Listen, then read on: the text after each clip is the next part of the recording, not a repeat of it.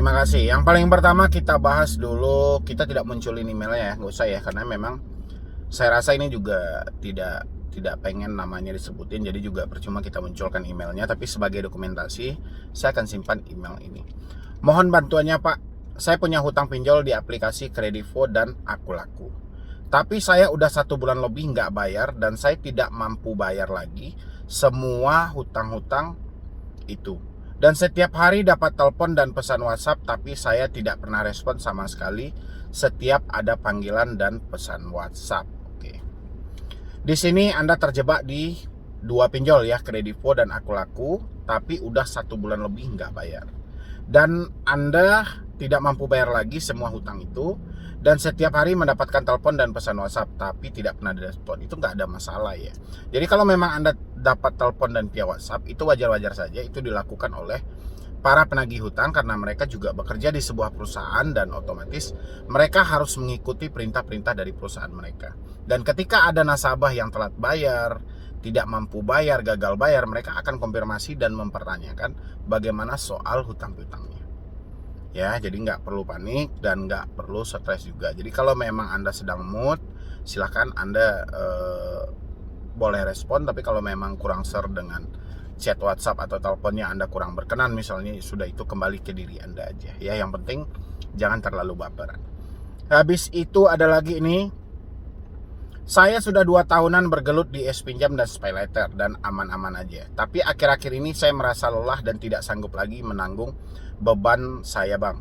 Total hutang saya saat ini 40 jutaan di pinjam dan SpayLater dengan tagihan 4 juta per bulan. Saya berniat galbay mulai dari bulan 1 tahun 2023 nanti. Jika saya galbay, apakah pihak Shopee akan menyebarkan isi foto-foto di galeri saya kepada kontak saya bang? Mohon penjelasannya bang, karena saya takutkan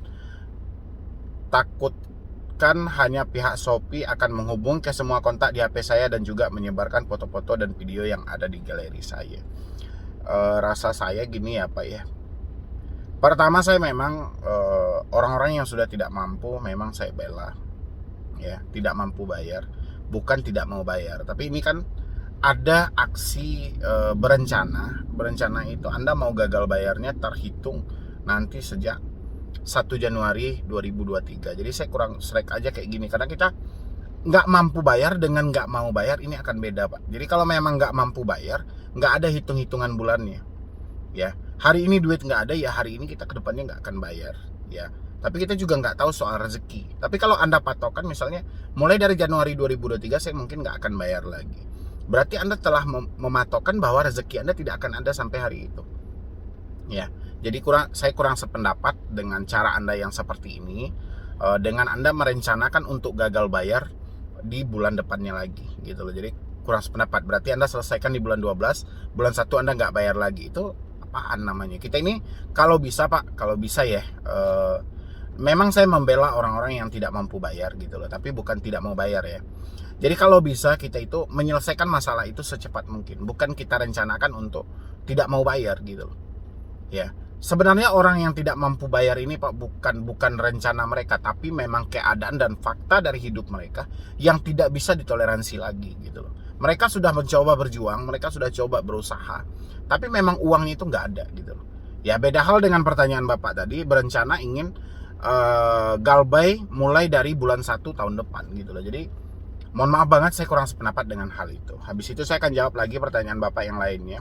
Jika saya galbay, apakah pihak Shopee akan menyebarkan foto-foto isi galeri saya? Sejauh ini yang saya pantau dari beberapa pinjol legal yang ada, mereka tidak sampai menerobos ke dalam galeri handphone dari si debiturnya. Tapi kalau mereka mempergunakan foto-foto pas pengajuan pinjaman, itu kemungkinan ya. Dan mereka juga nggak akan bisa menghubungi semua kontak yang ada. Tapi anggapan dan rasa takut dalam diri selalu memaksa kita bahwa si pinjol telah menghubungi semua kontak yang ada ya. Pada dasarnya mereka hanya menghubungi beberapa orang saja yang benar-benar itu namanya cukup kayak mana ya, namanya itu cukup berpengaruh dalam hidup kita gitu loh ya. Pasti mereka akan pilih secara acak di situ ya. Jadi kurangi aja persinnya, dan tidak mungkin juga mereka akan menerobos foto dan video yang ada di galeri Anda, karena itu memang sudah bertentangan dengan tata hukum pidana yang ada di negara kita ini ya. Jadi dengan aksi Anda gagal bayar sebuah rencana yang seperti itu. Saya kurang mendukung ya Pak ya, jadi mohon maaf banget. Assalamualaikum Bang, saya mau tanya soal DC aplikasi UKU. Awalnya memang saya sekarang terjerat di pinjol ini selama 1 bulan. Belum dilunasi karena saya mementingkan keperluan saya sendiri dan keluarga. Awalnya memang DC masih baik-baik dengan kata-kata di taple. Cuman ada satu DC yang mengaku jadi kurir pengantar barang berniat untuk antar paket. Nanya alamat langsung, saya ditanya kapan bayar hutang di UKU. Lama-lama saya debat kok tiba-tiba jadi ngancam disebarluaskan dan dengan kata-kata yang kasar. Apakah dibenarkan DC berkata kasar dan mengancam sebar data? Terima kasih. Oke. Tidak ada yang membenarkan DC berkata kasar dan mengancam mau menyebarkan data. OJK mengeluarkan 3 larangan. Ya, pihak ketiga tidak boleh melakukan tagihan dengan pola mempermalukan, tidak boleh melakukan tagihan dengan konsep meneror, tidak boleh melakukan tagihan dengan tekanan fisik maupun verbal. Ya, jadi kalau Anda pertanyakan apakah si DC boleh dengan berkata kasar, ya jelas itu tidak boleh. Ya, apakah si DC boleh menyebarkan data? Ya jelas itu tidak boleh. Tapi apa yang terjadi di lapangan, semua yang tidak dibolehkan itu malah dikerjakan oleh debt collector. Penyebabnya apa? Karena debt collector tahu tidak ada yang berani menindak tegas mereka. Karena mereka sudah dilindungi oleh peraturan dari POJK. Ya, itulah yang menyebabkan mereka tidak peduli mau ada larangan, mau ada aturan, mau apa segala macam. Mereka nggak peduli. Yang mereka pedulikan cuman mereka bisa menagih Anda dengan cara apapun. Ya, jadi kalau konsepnya mereka menyamar sebagai kurir pengantar barang, itu hal-hal itu memang sudah hal lama sebenarnya.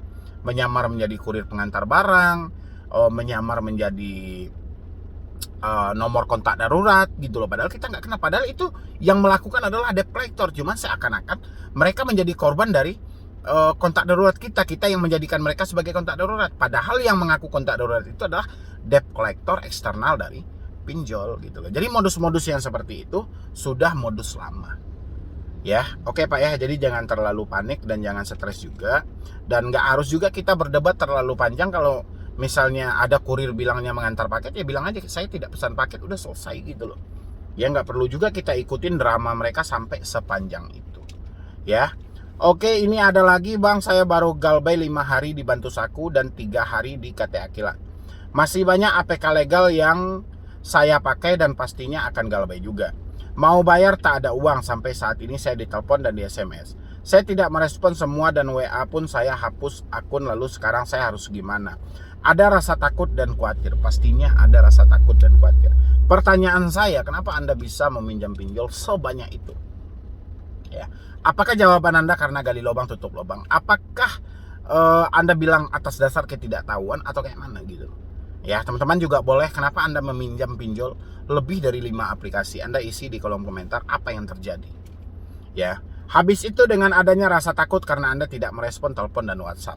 Rasa takut itu manusiawi, tapi jangan sampai berlebihan.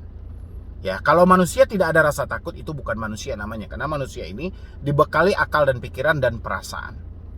Ya, jadi wajar-wajar saja kalau Anda mempunyai rasa takut. Cuman rasa takut itu jangan terlalu berlebihan dan jangan terlalu lama juga. Kenapa? Karena kita masih ada permasalahan hutang yang belum terbayarkan. Ya, jadi kalau setiap hari kita dihantui dengan rasa takut, dengan rasa cemas, kapan Anda mau usahakan hutang ini? Kapan Anda mau berusaha untuk memenuhi kebutuhan hidup Anda? Ya, jadi soal rasa takut itu biasa-biasa aja, tapi jangan terlalu berlebihan. Ya, oke Bu ya. Ini ada lagi, Assalamualaikum Bang, izin nanya, disensor saja ya Bang, saya mau sedikit cerita. Saya terjebak di 8 aplikasi pinjol. Ada kami, EasyCash, Kredit Pintar, Rupiah Cepat, Pinjam Yuk, Pinjam Duit, Bantu Saku, Uatas. Saya awalnya pinjam untuk bayar SPP kuliah karena ortu lagi kena musibah dan tidak bisa meneruskan kuliah saya.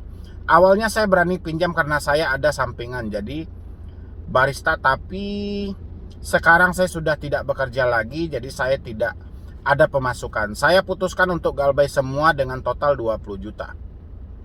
Karena dari awal sudah jalan galop, itu yang awalnya 5 juta jadi membengkak dan saya orangnya cuek Bang. Tidak peduli dengan teroran, tapi tadi kondar saya dihubungi, tapi tidak masalah karena itu masih keluarga saya, ibu dan adik. Resiko apapun saya terima Bang, asalkan tidak sebar data karena di kontak saya banyak nomor dosen dan nomor orang lain yang Saya tidak tahu. Oke, saya jawab dulu ya. Resiko apapun Anda terima, tapi asalkan jangan sebar data ke nomor kontak dosen dan nomor orang lain yang saya tidak tahu. Ya, nggak bisa kita membatasi hal-hal seperti itu. Kalau Anda sudah menerima resikonya, semuanya harus Anda terima. Mau sebar datanya ke dosenmu, apa, terserah. Yang penting dengan adanya satu sebar data, ada satu alasan Anda tidak perlu bayar lagi di aplikasi itu. Tapi Anda tidak bisa membatasi soal pergerakan ini. Ya, rasa saya, kalau ada pun pinjol yang menyebarkan data keluar dari kontak darurat, seperti yang Anda takutkan, mereka tidak menyebutkan nama aplikasi mereka. Mereka hanya menyebutkan nama diri Anda saja. Jadi Anda bisa memvonis hal itu adalah penipuan. Ya, tapi kita tidak bisa nih membatasi. Kalau memang kita nerima resikonya, semuanya terima.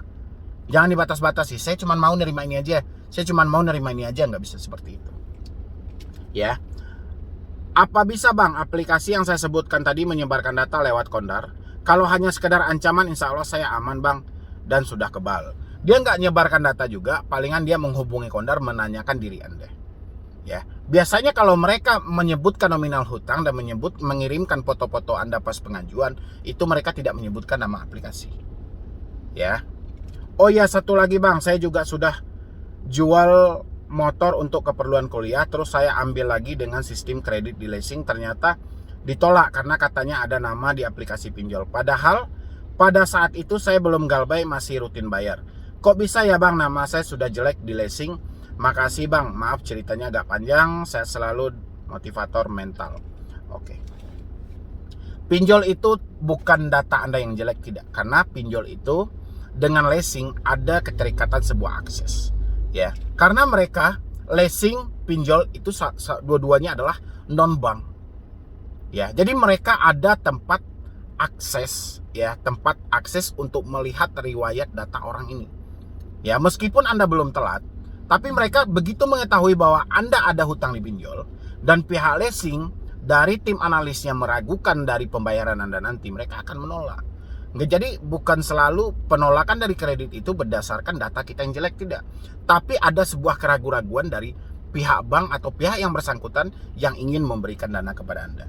Kenapa? Karena dia akan membaca dari riwayat tingkat kemampuan Anda dan pemasukan Anda setiap bulannya. Ya. Jadi kurang lebih dari saya cuma itu aja. Intinya semuanya yang ditanyakan di sini adalah bagian dari rasa takut. Yang penting kendalikan aja diri Anda, jangan terlalu hanyut dalam sebuah ucapan WhatsApp, tekanan dan rasa-rasa atau andai-andaian yang ada. Oke. Tentang daerah yang dikunjungi oleh debt collector. Jadi mengingat banyaknya orang gagal bayar, dalam satu pertanyaan ini bisa melebar. Pertama, daerah mana yang akan dikunjungi oleh debt collector? Begitu kita jawab, pertanyaan akan berganti, telat berapa lama Desi akan datang ke rumah. Begitu kita jawab, apakah gagal di aplikasi ini mereka akan datang ke rumah? Ya. Dan pertanyaan tentang daerah yang akan dikunjungi oleh debt collector dan pinjol mana yang ada petugas lapangannya, pertanyaan ini akan melebar dan terus meningkat. Ya. Kenapa dari dulu solusi hutang itu paling malas membahas soal DC datang ke rumah, daerah yang mau dikunjungi oleh debt collector? Kebanyakan orang kontra menyampaikan, wah ya iya dong, solusi hutang tidak berada di Jakarta, solusi hutang tidak berada di Jabotabek. Makanya dia tidak tahu, dia tidak mengerti gitu. Ya, itu bagi orang yang kontra. Bagi orang yang pro, mungkin dia sudah paham kenapa solusi hutang atau Medi Brownie tidak mau menjelaskan pinjol mana yang ada petugas lapangan, pinjol mana yang akan berkunjung.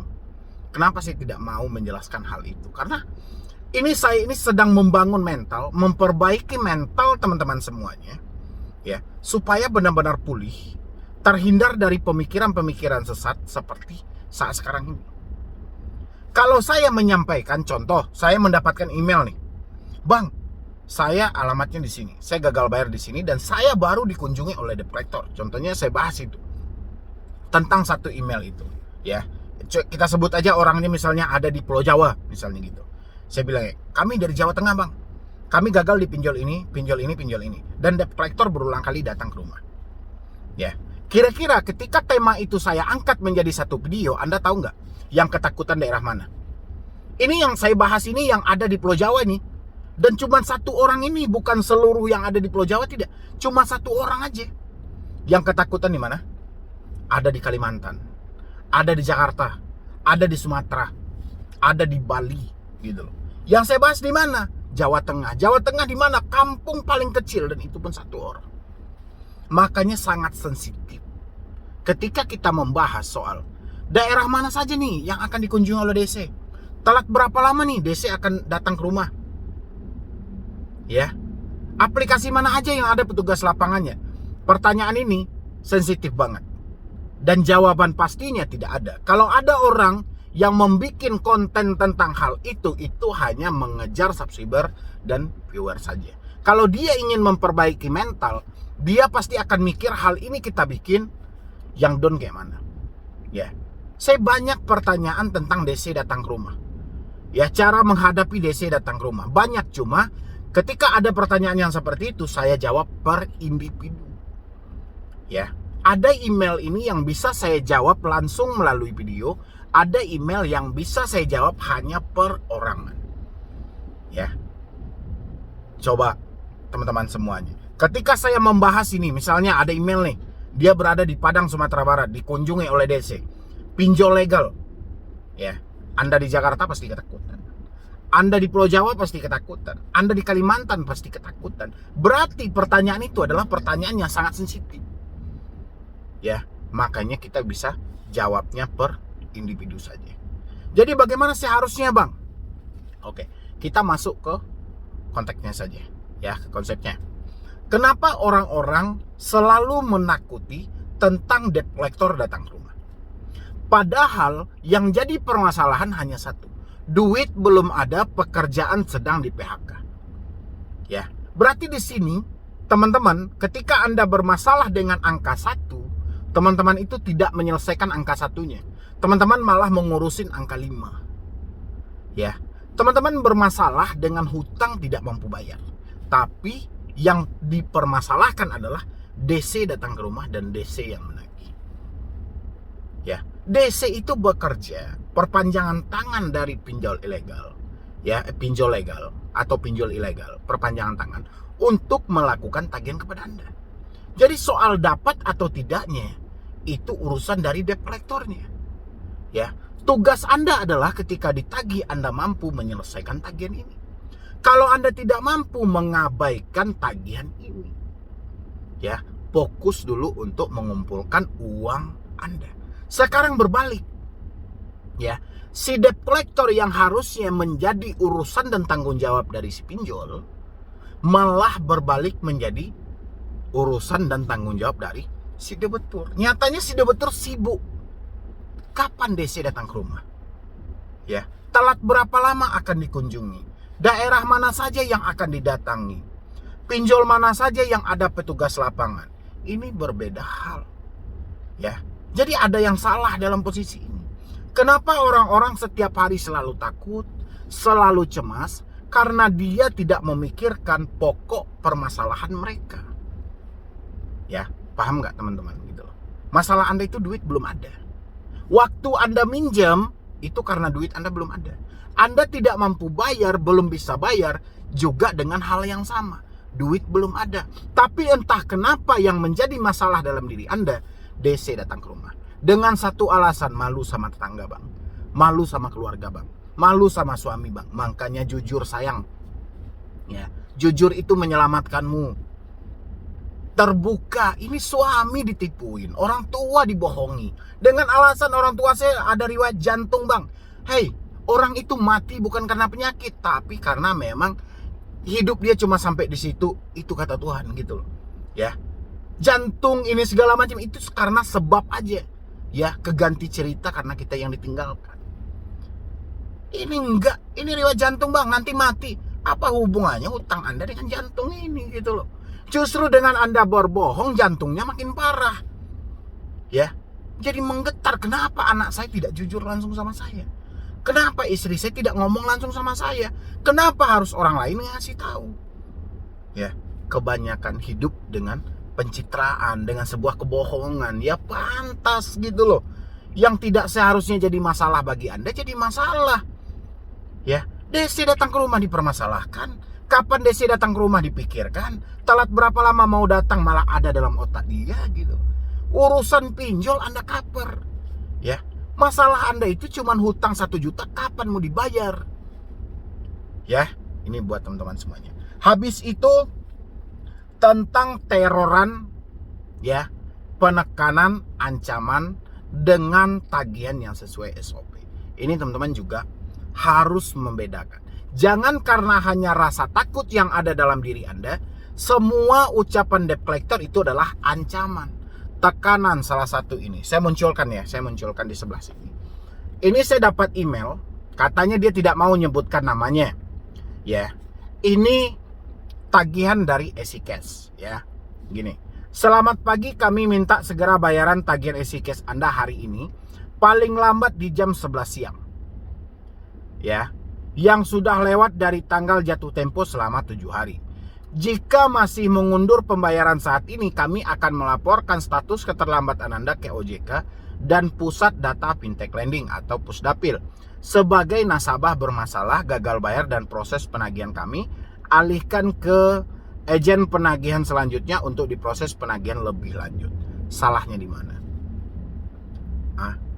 Ini SOP-nya. Ini prosedurnya, kawan. Jadi jangan semua pinjol menagih Anda itu adalah ancaman dan teroran gitu loh. Saya juga nggak mendukung aksi itu. Jadi ketika ada yang seperti ini menagihnya, kita dukung. Ya, cukup Anda jawab atau Anda balas, mohon maaf banget. Ya, saat ini saya memang belum ada uang. Tapi jika seperti itu risiko yang harus saya terima, insya Allah saya siap. Memang seperti itu sesuai dengan peraturan OJK. Data diserahkan ke Otoritas Jasa Keuangan dan akan dimasukkan ke dalam Pusat Data Fintech Lending atau Fintech Data Center. Ya. Jangan hanya karena sebatas ketakutan yang ada dalam diri Anda, semua ucapan debt collector adalah teroran dan tekanan. Ya, ini teman-teman bedakan. Kecuali, selamat siang, kalau sampai nanti jam 11 Anda tidak membayar juga, siap-siap kami akan proses Anda ke sini. Datangi rumah Anda, ambil ini, hubungi ini, itu beda kasus. Ya, kalau ini dia SOP-nya, prosedurnya memang seperti itu. Dia wajib mengingatkan Anda apa resiko yang akan Anda dapatkan. Ya, resikonya sudah dia sebutkan, keterlambatan Anda ke OJK. Dia akan melapor karena OJK juga menyampaikan telat dari 90 hari data wajib diserahkan ke Otoritas Jasa Keuangan. Ya, dia sudah mengingatkan Anda, menyampaikan bahwa ini resiko yang akan Anda dapatkan. Ya, jadi dibedakan, jangan semua ucapan DC Anda anggap salah. Ya, jadi ada beberapa oknum itu yang sengaja memang memperkeruh keadaan, ada juga mereka yang masih prosedur. Ketika ada yang prosedur, bantu mereka dengan dukungan supaya mereka tetap berlanjut dengan pola-pola penagihan yang seperti itu. Kan saya bilangin, kalau ada penagihan yang tidak SOP, hentikan pembayarannya. Kalau ada penagihan yang sesuai dengan SOP, dukung mereka jawab pesannya. Supaya apa? Supaya mereka selalu menggunakan penagihan-penagihan yang seperti ini sesuai dengan standarnya. Ya, jadi jangan karena sebatas rasa takut yang ada, rasa kecemasan yang ada, semua yang baik pun menjadi salah gitu loh ya. Jadi ini buat teman-teman semuanya, terutama Anda yang telat bayar dan gagal bayar akhir tahun 2022. Ya, yang penting Anda support terus channel Solusi Utang supaya channel ini makin berkembang dan saya makin semangat lagi memberikan edukasi dan motivasi buat Anda semuanya. Dan yang mau bergabung di dalam grup WhatsApp, tinggal klik gabung yang ada di bawah nama channel atau deskripsi, link yang ada di deskripsi. Anda tinggal klik aja, insya Allah tidak akan rugi. Justru nanti akan memperbaiki mental Anda dan akan meluruskan permasalahan Anda. Ya, balik ke cara menghapus data. Ya, saya pernah mengajarkan buat teman-teman. Pertama, cabut kartu, reset HP ke setelan pabrik, ganti dengan nomor baru. Banyak orang menyangka hal itu adalah menghapus data yang ada di sistem pinjol. Ya, pada dasarnya saya tidak pernah menyampaikan bahwa itu adalah trik dan cara untuk menghapus data, tidak. Tapi saya menyampaikan bahwa itu adalah trik dan cara untuk mengatasi sadapan buat ke depannya di handphone Anda. Ya, otomatis kalau semua itu sudah terputus, tidak ada lagi sebar data untuk ke depannya. Ya, dengan nomor-nomor yang akan Anda save di depannya nanti. Ya.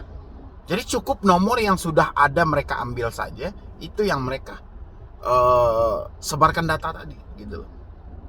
Ya. Tapi kalau kita sudah reset, kita sudah kembalikan ke setelan pabrik, kita sudah ganti nomor, besar kemungkinan mereka tidak bisa menyadap handphone Anda lagi untuk ke depannya. Ya. Jadi bukan untuk menghapus data. Habis itu teman-teman banyak yang menyatakan kepada saya, "Bang, saya sudah reset HP, sudah ganti kartu, tapi tetap saja debt collector tahu nomor saya." Ya, kan itu sering juga ya pertanyaan muncul gini. Setelah Anda ganti kartu dan reset HP tadi, ya, kenapa debt collector masih tahu nomor Anda? Bukan debt collector yang hebat, bukan handphone Anda di bawah kendali pinjol setelah Anda reset, tidak. Tapi ada orang sekitar Anda yang memberitahu nomor baru Anda. Ya, tapi di beberapa konten kreator menyampaikan bahwa mereka telah menyadap melalui email. Saya tidak percaya dengan hal itu. Anda harus buktikan dulu. Kalau memang pinjol menyadap melalui email yang ada di smartphone ini, coba ganti kartu Anda, reset HP Anda ke setelan pabrik, ganti kartu Anda, simpan handphone Anda selama 1 bulan, tapi pertahankan baterainya tetap aktif. Ya, ada nggak nomor baru yang menghubungi Anda? Atau ada nggak SMS baru yang menghubungi Anda tanpa Anda bagikan ke siapapun? Dengan begitu baru saya percaya. Tapi kalau hanya sebatas, wah dia tiba-tiba tahu, ya kemungkinan saja Anda membagikan nomor Anda ke tempat teman Anda yang salah. Dan kebetulan teman Anda dihubungi oleh debt collector sehingga teman Anda memberikan nomor baru. Ya, jadi kurang lebih seperti itu. Jadi jangan mau dibodoh-bodoh ini dengan hal-hal, disadap email bang ini segala macam. Saya ini udah kapok loh menjawab pertanyaan Anda yang seperti itu. Saya bilangin, Anda coba deh buktikan kalau memang iya pinjol menyadap melalui email smartphone Anda. Ya sudah, Anda buktikan kepada saya dengan cara yang seperti tadi. Reset handphone Anda, ganti ke setelan pabrik dulu. Habis itu masuk dengan nomor baru. Simpan handphone Anda tanpa dibagikan nomor baru Anda ke siapapun selama 2 minggu. 2 minggu saja gitu lah. Ya, ada nggak nomor baru yang masuk? Kalau nggak ada ya berarti nggak ada gitu loh. Kalau ada, baru itu kita pertanyakan nanti. Baru saya bisa meyakinkan bahwa pinjol ini menyadap melalui email. Nyatanya sudah di-reset ke setelan pabrik, dengan nomor baru juga kita masukin, dia tetap tahu. Ya, tapi saya rasa setelah aplikasi spyware kemarin itu yang di 2018-2019 itu dimusnahkan di Indonesia, rasa saya penumpahan hal-hal seperti itu sudah tidak ada lagi gitu loh. Ya, yang ada itu cuma download data di awal aja.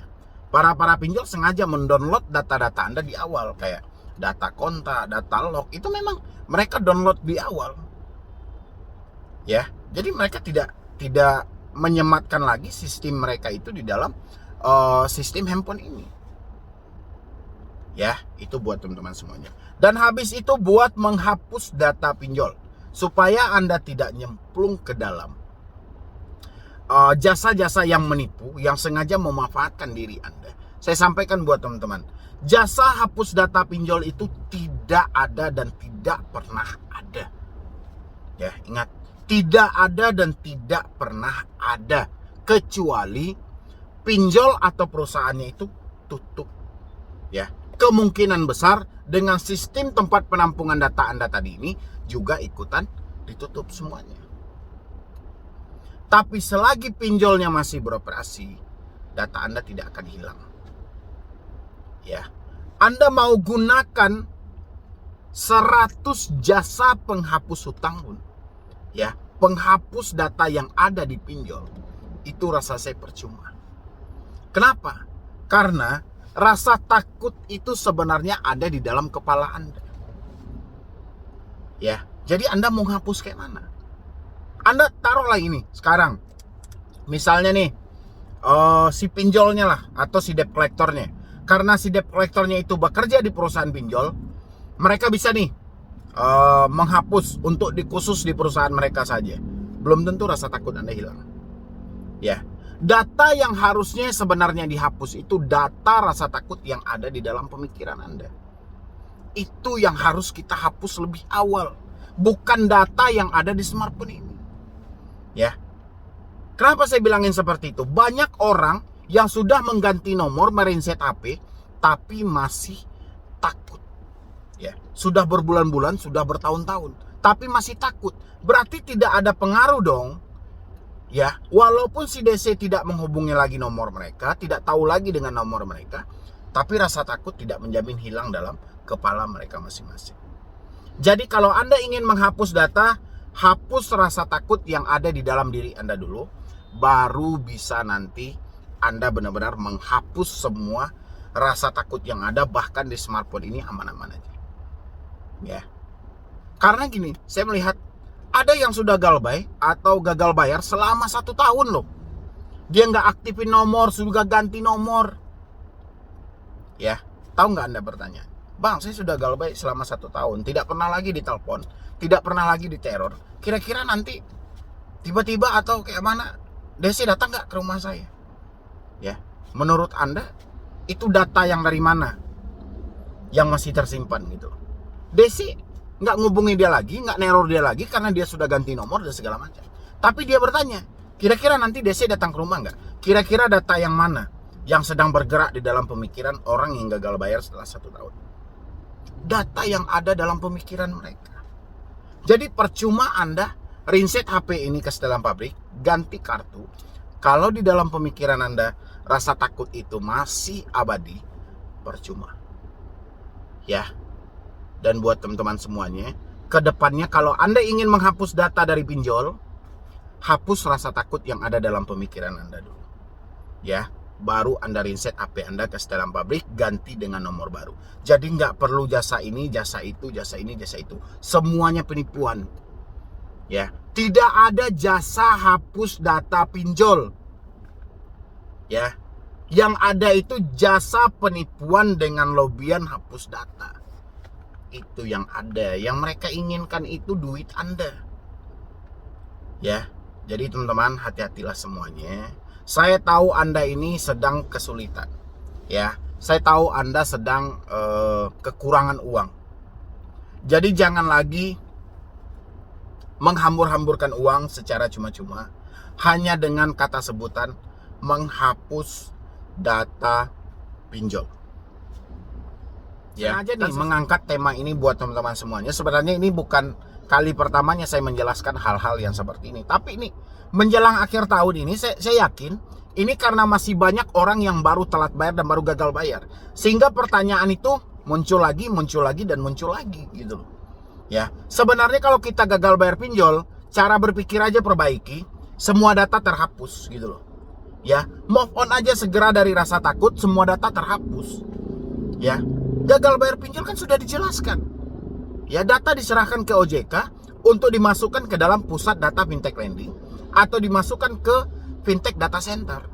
Ya, untuk di blacklist lah atau skor kredit bermasalah, itu naungan OJK nantinya. Nggak ada ini, nggak ada itu, nggak ada datang ke rumah, nggak ada proses hukum, nggak ada. Itu semuanya kolaborasi dari rasa takut yang ada akibat kita membaca penggalan kata-kata dari penagih hutang. Ya, itu aja gitu loh, faktanya nggak ada seperti itu. Ya, jadi teman-teman semuanya yang saat ini masih mencari jasa hapus data, jasa penyelesaian hutang dengan berhutang, atau jasa negosiasi hutang, saya rasa urungkan niat Anda, buang jauh-jauh niat Anda, karena Anda saat ini lagi kekurangan uang, tidak mampu bayar karena tidak ada uang, tidak mampu bayar karena pekerjaan tidak ada. Ya, jadi jangan melakukan hal-hal aneh lagi yang mubazir. Ya, nggak ada manfaatnya juga, justru Anda rugi. Itu yang paling fatalnya, rugi gitu loh. Ya, dan saya rasa teman-teman semuanya pasti pintar-pintar. Hanya saja ketakutan Anda melebihi tingkat manusia normal aja. Dan coba kendalikan rasa takut Anda, coba kendalikan pemikiran Anda, supaya logika Anda mulai terbuka kembali dan Anda mulai melihat celah di mana penyelesaian ini harus bisa Anda lalui gitu loh. Saya yakin Anda saja bisa mengambil pinjol, dan saya yakin juga Anda pasti bisa melewati hal ini. Ya, yang penting jangan ikuti drama dan rasa takut yang ada dalam pikiran Anda. Ya, dengan begitu pasti akan menyelamatkan Anda. Seperti yang saya sampaikan juga di awal tadi, coba jujur dan terbuka, jangan pernah tutupi masalah sekecil apapun. Dengan kita jujur dan terbuka, masalah itu akan kelihatan enteng dan kita masih mendapatkan supportan dari orang-orang terdekat kita. Ya, mungkin dari saya cuma itu aja. Mudah-mudahan ini membantu buat teman-teman semuanya, terutama yang baru telat bayar dan gagal bayar yang mencari jasa hapus data. Ya.